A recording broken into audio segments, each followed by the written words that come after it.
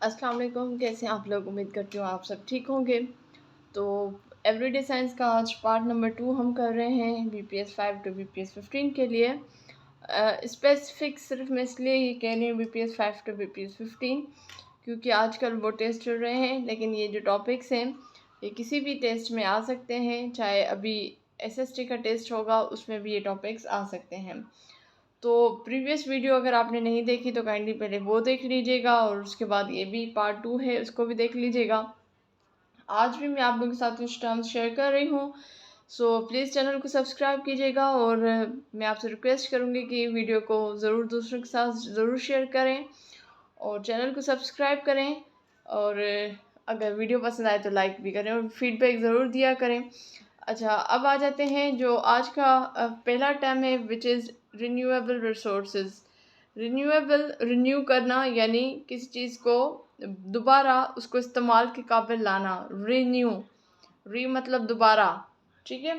तो renewable resources जो होते हैं वो कंटिन्यूसली आप उनको यूज़ कर सकते हो और बार बार आप उनको यूज़ कर सकते हो। यानी ऐसी चीज़ें, रिसोर्सेज यानी ऐसी चीज़ें जिनको आप बार बार या कंटिन्यूसली आप यूज़ कर सको, उनको हम रिन्यूएबल रिसोर्सेज कहते हैं। अब अगर उनके एग्जांपल्स देखें तो हवा है, एयर है, ये आपका रिन्यूएबल रिसोर्सेज आ जाती है। पानी है, आप इसको रिन्यू कर सकते हो। फॉर एग्जांपल आपने पानी कपड़ों के लिए, कपड़े धोने के लिए इस्तेमाल किया, वही पानी आप जब आपका वहाँ पे जाता है गटर की पाइपलाइन से होते हुए, फिर वो जहाँ पानी जमा होता है फिर उसी को इस्तेमाल करते हैं, ठीक है। उसके बाद मिट्टी है जी, सॉइल है। उसके बाद जैसे जंगल है हमारे, वाइल्ड लाइफ है, फिशेस हैं, ये सारे रिन्यूएबल रिसोर्सेज हैं, ठीक है। अब ये आपको रिन्यूएबल रिसोर्सेज कैसे हमें रिन्यू होकर मिलते हैं? ये बायो जियो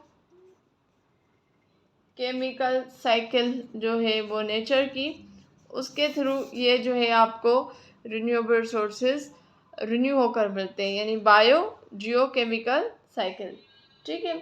और ये जो रिन्यूएबल रिसोर्सेज होते हैं वो दुनिया में बहुत से मिलियंस ऑफ पीपल के लिए कारआमद होते हैं और लोग उससे फ़ायदा उठाते हैं, ठीक है। इसके बाद है जी नॉन रिन्यूएबल रिसोर्सेज, मतलब ऐसे रिसोर्सेज जो रिन्यू ना हो सके, यानी आप उसको दोबारा इस्तेमाल के लायक ना आप दोबारा उसको यूज़ ना कर पाएँ और they are not using continuously, ठीक है। अब इसमें आप एग्जांपल्स देखें तो कोयला है, तो अगर आपने एक बार उसको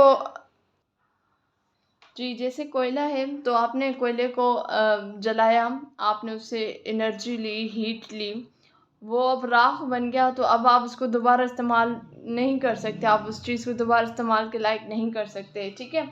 उसके अलावा ऑयल है, आपने गाड़ी में ऑयल डलवाया, अब आपने उससे एनर्जी ले ली, यानी आपने उससे गाड़ी चलाई, बाइक चलाई, ठीक है, आपने डिस्टेंस तय किया, आपको उसने जो है ऐसी एनर्जी प्रोवाइड की कि जिसके थ्रू जो है वो आपकी जो बाइक हो, गाड़ी हो, वो चली है, ठीक है। अब वो ऑयल जो है कोई हमेशा के लिए पड़ा नहीं रहेगा, पेट्रोल हो, डीजल हो, कुछ भी हो, तो वो ख़त्म हो जाता है, ठीक है। मतलब वो आपने यूज़ कर लिया, अब आप उसको दोबारा किसी भी फॉर्म में नहीं लेकर आ सकते उस ऑयल को, ठीक है।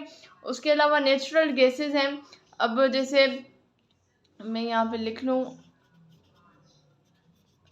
अगर जैसे हम ये घरों में गैस इस्तेमाल कर रहे होते हैं, आपने खाना बना लिया, वो गैस आपने इस्तेमाल कर ली, कोई आपको वो गैस किसी दूसरे की फॉर्म में आपको नहीं मिलेगी, आपने उससे हीट ले ली और उसी हीट से आपने खाना बना लिया, तो अब आपको वो गैस आप नहीं लेकर आ सकते दोबारा, ठीक है।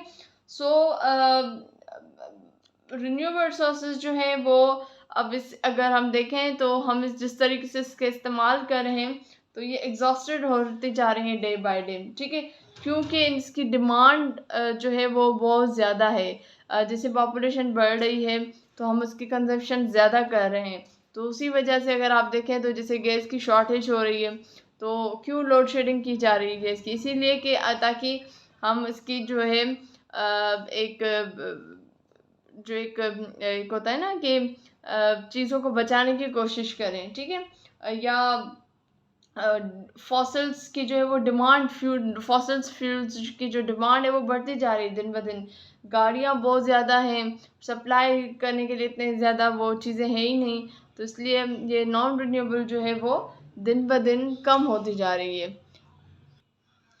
अच्छा, उसके बाद हम आ जाते हैं जो हमारा टॉपिक है, टॉपिक नंबर 3 स्टार। वैसे सोलर सिस्टम पे मैं एक अलग वीडियो बनाऊंगी, ऑलरेडी मेरी बहुत सी सोलर सिस्टम पे वीडियोस बनी हुई है, लेकिन इस सीरीज़ में भी एक मैं बनाऊंगी इंशाल्लाह। तो स्टार जो है वो basically self luminous heavily bodies होती है। अब जो मैंने लफ्ज़ यूज़ किया है सेल्फ ल्यूमिनियस, ठीक है। अब आपके पास जो ऑब्जेक्ट होते हैं वो दो तरह के होते हैं, एक तो लुमिनियस होते हैं, दूसरे नॉन लुमिनियस होते हैं। लुमिनियस वो होते हैं जिनको अपनी लाइट होती है, तो सेल्फ लुमिनियस मतलब इनको अपनी लाइट होती है, ये किसी और की लाइट से डिपेंड नहीं कर रहे होते। ये जो सितारे थे चमक रहे होते हैं, तो उनके अंदर जो चमक है वो उनकी अपनी चमक है, कोई और उनको वो चमक नहीं दे रहा, ठीक है। और ये हेवनली बॉडीज होती है। अच्छा, ये जो है रिवॉल्व नहीं करती, यानी they do not revolve around the सन।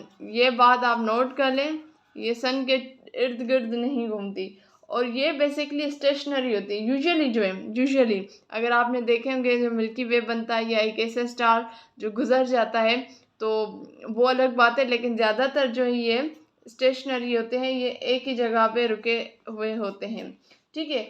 अब इसके एग्जांपल्स अगर आप देखें तो आपके पास दो तरह के स्टार्स होते हैं, एक होते हैं आपके फिक्स्ड स्टार्स, और दूसरे जो आपके होते हैं वो होते हैं बाइनरी स्टार्स।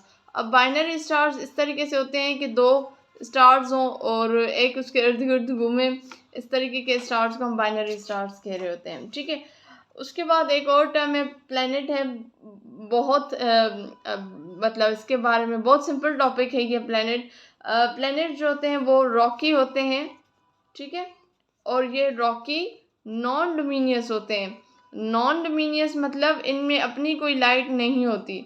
अब धरती है, धरती को क्या अपनी लाइट है? नहीं है ना। उसको अगर जो रोशनी मिल रही होती है वो चांद से मिल रही होती है, ठीक है। तो प्लैनेट जो है वो सूरज और चांद से मिल रही होती है। जो प्लैनेट है वो रॉकी है और नॉन डोमिनियस है।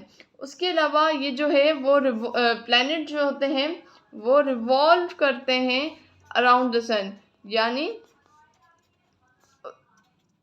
ये सन है और इसके इर्द गिर्द जो है वो प्लैनेट्स जो हैं वो रिवॉल्व कर रहे होते हैं, और ये ज़्यादातर जो प्लैनेट्स हैं वो मूव कर रहे होते हैं, ठीक है। जाहिर सी बात है, मैंने कहा ना कि प्लैनेट्स जो है वो रिवॉल्व करते हैं around the sun, so that's mean कि जो प्लैनेट्स होते हैं वो मूव कर रहे होते हैं। अब अगर एग्जांपल्स देखें तो मरकरी है, वीनस है, जुपिटर है, सेट्रॉन है, ठीक है। तो ये 8 आपके, और पहले प्लूटो होता था, तो 8 आपके जो है वो सोलर सिस्टम्स, सॉरी 8 जो है आपके प्लैनेट्स मौजूद हैं। क्लियर होगी बात? इंशाल्लाह प्लैनेट्स के ऊपर या सोलर सिस्टम के ऊपर मैं एक पूरा बनाऊंगी जिसमें एस्टेरॉयड, मीटरॉइड्स, इनको हम डिस्कस करेंगे। अच्छा, अब है जी topic number 5 which is hydrostatic. Hydro की अगर हम बात करें तो हाइड्रो का मतलब होगा वाटर, ठीक है, और स्टैटिक्स मतलब रेस्ट। यानी ये जो हाइड्रोस्टैटिक्स है वो ब्रांच है साइंस की जो डील कर रही होती है फिजिकल बिहेवियर। कौन सा बिहेवियर? Physical behaviour. किसका? फिजिकल बिहेवियर ऑफ वाटर या ऑफ लिक्विड, ठीक है, एट रेस्ट। अब कोई भी लिक्विड हो, उसका हम फिजिकल बिहेवियर देखेंगे, और वो जब रेस्ट में हो तो उसको हम हाइड्रोस्टैटिक्स कहेंगे, ठीक है। अब इसमें कौन कौन से मतलब बिहेवियर्स आ जाएंगे, जैसे अगर फॉर एग्जांपल ये जैसे मैं यहाँ पे बना लूँ, ये पानी है, ठीक है, और मैंने यहाँ पे क्यों बनाया, इसके यहाँ पे मैंने कोई हैवी बॉल या कोई हैवी बॉडी रखी है, तो जैसे ही मैंने पानी के ऊपर ये रखा, बॉल रखा, तो यहाँ पे एक जो ये फ्लोट करना शुरू हो जाएगा बॉल, और इस तरीके से एक कर्व बन जाएगी, तो इसको हम कहेंगे बायंसी, ठीक है। तो problems of buoyancy and flotation, किस तरीके से जो है वो बॉल फ्लोट कर रहा है, पानी की वो अपीयरेंस कैसी हो रही है मतलब फिजिकली, ठीक है। या पानी रुका हुआ है तो उसका जो प्रेशर पड़ रहा है डैम्स के ऊपर, वो हम अंडरस्टैंड करें, तो ये सारी चीज़ें आपके हाइड्रोस्टैटिक्स में आ जाएंगी। इवन हाइड्रोलिक प्रेशर भी जो है वो हाइड्रोस्टैटिक्स में आ जाएगा, यानी पानी की वजह से जो प्रेशर दबाव बनता है वो भी हाइड्रोस्टैटिक्स ही है। अच्छा, उसके बाद है हाइड्रोडायनामिक। अगेन बात करेंगे, हाइड्रो मीन वाटर और डायनामिक्स मतलब कि वो रेस्ट में ना हो, मतलब मूविंग हो। तो इसका मतलब क्या है कि ये भी ब्रांच है साइंस की जो डील करती है with the behaviour of liquid in motion. ठीक है, तो इसको मैं थोड़ा सा यहाँ पे लिख लूँ। Again it's a branch of science that deal with the behavior of liquid in motion। ठीक है, यानी पानी बह रहा है और उस बहते हुए पानी में उस लिक्विड का क्या किस तरीके का बिहेवियर है वो हम हाइड्रोडायनेमिक्स में पढ़ते हैं। ठीक है, अब इसमें जो है किस तरीके से उस पानी के मूवमेंट की वजह से जो फ्रिक्शन पैदा हो रहा है या उसके अलावा टर्बुलेंस पैदा हो रही है पाइप के अंदर, या जो जिससे से पानी का बहाव है उसमें किसी भी मतलब नोजल्स में हो, एक खुले मैदान में हो, पाइप में हो, या किसी भी फॉर्म में हो, तो वो जो पानी का बहना है उसमें जो चेंजेस आ रहे हैं उसको हम हाइड्रोडायनामिक कहते हैं। ठीक है, उसके बाद हम आ जाएंगे सेवेंथ जो टॉपिक के टाइम में, विच इज़ वोल्केनोज। अच्छा, उसके बाद है जो टॉपिक वोल्केनोज है। अब वोल्केनोज क्या होते हैं कि ये ओपनिंग, बेसिकली एक ओपनिंग होती है अर्थ क्रस्ट की with the help of molten lava, ash या गैसेस ये जो निकल रही होती हैं। फॉर एग्जांपल ये एक ज़मीन है और ये ज़मीन फट रही है, फटने की वजह से यहाँ से जो है, यहाँ से उसके जो है लावा निकल रहा है या ऐश निकल रहा है या उसके अलावा गैसेस निकल रही हैं, तो ये आपका क्या हो जाएगा। ठीक है, ये आपका बेसिकली वोल्केनोज हो जाएगा। सही है। अच्छा, उसके अलावा अगर हम बात करें कि ये क्यों हो रहा होता है, बेसिकली ज़मीन के नीचे जो टेम्परेचर है वो हाई हो जाता है। जब हाई टेम्परेचर हो जाता है तो उसकी वजह से एक प्रेशर बिल्ड होता है ज़मीन के अंदर, और वो प्रेशर बेसिकली जो लिक्विड सॉलिड होती है उसको सेमी सॉलिड बना देते हैं। और ये प्रेशर जैसे जैसे कमज़ोर होता जाता है तो कुछ जो पत्थर होते हैं ज़मीन के अंदर वो लिक्विड फॉर्म में तब्दील हो जाते हैं, और इस लिक्विड को हम क्या कह रहे होते हैं, उस लिक्विड को हम कहते हैं मैग्मा। क्या कहते हैं? मैग्मा। जो ज़मीन के अंदर जो पत्थर होते हैं, प्रेशर जैसे जैसे वीक होता है, उस वीक जो प्रेशर वीक होने की वजह से जो सॉलिड यानी रॉक्स होते हैं वो सेमी सॉलिड वो लिक्विड फॉर्म में बनना शुरू हो जाते हैं। पहले ज़ाहिर सी बात है सेमी सॉलिड होते हैं, फिर लिक्विड में बन जाते हैं, और उस लिक्विड को हम मैग्मा कह रहे होते हैं। और मैग्मा बेसिकली एक फोर्स जनरेट करता है कि वो कहते हैं ना कि आप किसी चीज़ को दबाने की कोशिश करो लेकिन वो कहे मैं फटूं, तो वो मैग्मा जो है वो ऐसी फोर्स क्रिएट कर देता है कि वो ज़मीन के अंदर जो है वो क्रैक्स, जो ज़मीन का जो क्रस्ट है उसमें क्रैक पड़ना शुरू हो जाते हैं, और उसकी वजह से जो है वो लार्वा जो है वो फ्लो आउट करता है, बाहर निकलने की कोशिश कर रहा होता है। ठीक है। अच्छा, अब अगर हम बात करें तो 3 टाइप्स होती हैं वोल्केनोज की। जो नंबर 1 टाइप है उसको हम कहते हैं एक्टिव। ठीक है, उसको हम कहते हैं एक्टिव वोल्केनोज। अब एक्टिव वोल्केनोज वो होते हैं कि उसमें से फ्रीक्वेंटली एरप्शन हो रही होती है, यानी वो रुके ही नहीं ना, उसमें से जो लार्वा है वो निकलता ही रहे, उसको हम कहते हैं जी एक्टिव वोल्केनोज। ठीक है। उसके अलावा जो सेकंड होता है उसको हम कहते हैं डॉर्मेंट वोल्केनोज। अब डॉर्मेंट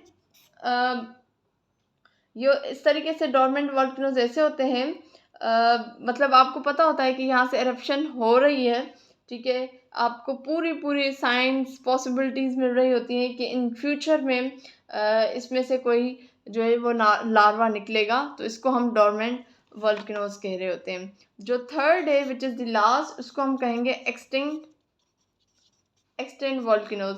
अब इस एक्सटेंट से ही अंदाज़ा आप लगा लें कि एक हिस्ट्री में यानी पास्ट में कोई यहाँ से लार्वा निकला हो, वल्केनोज फटा है, तो इसको हम एक्सटिंक्ट वल्केनोज कहेंगे। अब वहाँ पे किसी किस्म की कोई इरप्शन नहीं हो रही, गैसेस नहीं निकल रही, कोई मैग्मा लार्वा नहीं निकल रहा, तो इसको हम एक्सटिंक्ट वल्केनोज यानी जो गुजर चुका, पास्ट हो गया, माजी हो गया, उसको हम एक्सटिंक्ट लार्वा कहेंगे।